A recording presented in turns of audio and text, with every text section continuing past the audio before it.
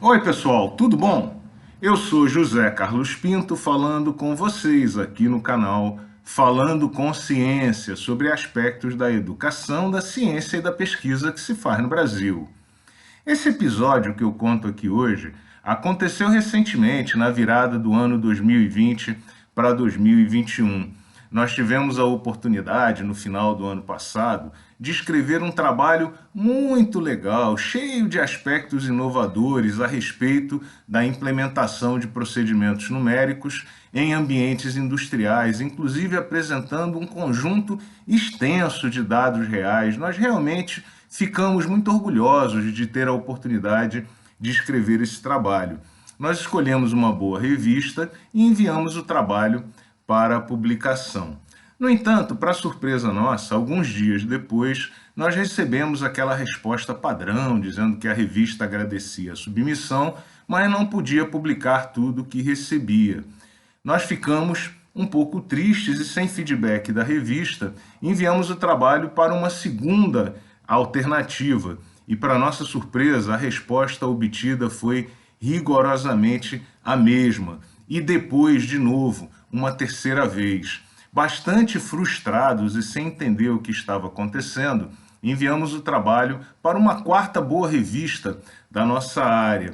E aí, alguns dias depois, recebemos um e-mail muito atencioso da secretária da revista, dizendo que tinha recebido a submissão, mas que não podia dar continuidade àquele processo sem que nós explicássemos o alto índice de similaridade, ao redor de 15%, do nosso texto com outros textos da literatura. Nós ficamos estupefatos e, digo a você, pelo menos contentes de termos recebido um feedback e agora sabíamos exatamente o que estava acontecendo. Talvez você não saiba, mas vários softwares disponíveis comercialmente e também de graça na internet, talvez a sua instituição tenha alguma assinatura de alguns desses pacotes computacionais, fazem a avaliação automática de plágio de textos submetidos a revistas ou apresentados como teses a universidades para identificar similaridade com outros textos publicados na literatura. E a maior parte das revistas hoje usa esses pacotes computacionais como uma espécie de qualificação para aceitação da submissão do paper. No nosso caso, a secretária indicava o uso de um determinado pacote computacional que nós deveríamos checar e, antes de reenviar o texto para a publicação, explicar aquela similaridade ou mudar onde fosse cabível. Quando nós rodamos o software com o nosso paper, nós descobrimos que a tal similaridade se referia essencialmente a 3 pontos.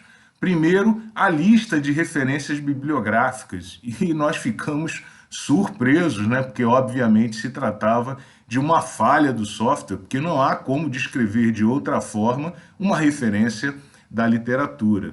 Aí, os outros 2 pontos diziam respeito à descrição de um certo procedimento numérico padrão e à apresentação de uma figura que procurava explicar o procedimento numérico padrão.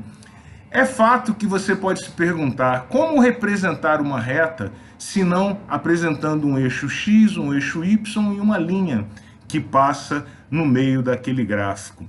Pois é, muitas vezes não há como você descrever um procedimento de uma outra forma, em particular quando o procedimento é padrão. No nosso caso, nós removemos a descrição desse procedimento padrão, removemos a figura explicativa, fizemos referência a papers da literatura que apresentavam variações daquele procedimento padrão que nós estávamos usando e, obviamente, explicamos que não havia como escrever as referências bibliográficas de outra forma. A submissão foi finalmente aceita, enviada aos revisores, o paper foi muito elogiado, como nós já esperávamos, e foi aceito e publicado recentemente. Estamos todos muito contentes, mas esse episódio ensina vários pontos. Primeiro ponto, se o seu paper está enfrentando um problema, talvez seja a hora de você parar e pedir feedback para poder entender o que está acontecendo e corrigir qualquer falha que tenha cometido. Mas o ponto mais importante dessa mensagem é que talvez você deva se acostumar e incorporar o uso desses pacotes computacionais que fazem medidas de índices de similaridade com outras publicações. Se você incorporar esse hábito à técnica de escrever artigos e submeter, talvez você consiga filtrar e remover problemas antes que o paper seja submetido e assim evite algum estresse e aumente a sua taxa de sucesso. Procure a sua instituição, ela provavelmente tem assinatura de algum desses pacotes. Um grande abraço e até o próximo vídeo.